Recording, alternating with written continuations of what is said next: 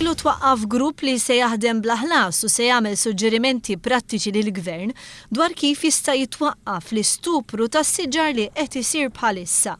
Il-Ministru għall-Iżvilupp Sostenibbli l-Ambjent u t-Tibdil fil-Klima Leo Brincat ħabbar dan waqt li indirizza konferenza tal-aħbarijiet fi ġnien Romeo Romano. Il-grupp magħmul minn Alfred Baldacchino, Charles Grech, Steve Borch, Anna Spiteri u Pamela Hansen diġà iltaqa' diversi drabi u se jintensifika xogħlu fil-ġimgħat li ġejjin.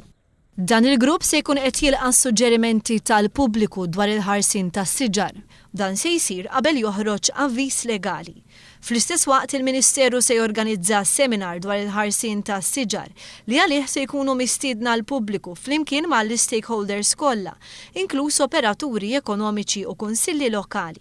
Fil-waqt li qal li m'għandu ebda ħsieb ixekkel ħidmiet ekonomiċi fil-pajjiż, il-Ministru sostna li min jiżviluppa b'mod illeċitu għad-dannu tas-siġar għandu jitwaqqaf. Saħaq fuq l-importanza ta' struttura li twassal għal pjantazzjoni fuq skala nazzjonali. Flimkien ma' dan għandu jkun hemm pjantazzjoni li jidentifika l-poteri tar-regolatur effettiv u l-pratika tal-operaturi. Il-Ministru żied jgħid li l-liġi għandha tħares lejn l-aspett ekoloġiku, dak soċjali u dak finanzjarju, mingħajr ma teskludi oqsma amministrattivi, legali u edukattivi.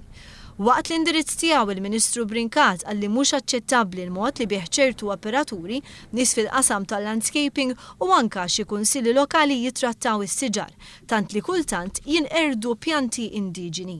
Il-Ministru twemm jgħid li jawgura li sakemm jgħaddi l-avviż legali, il-partijiet kollha li għandhom sehem fil-ħarsin tas-siġar jimxu bis-sens komun u bir-rispett lejn l-ambjent Malti.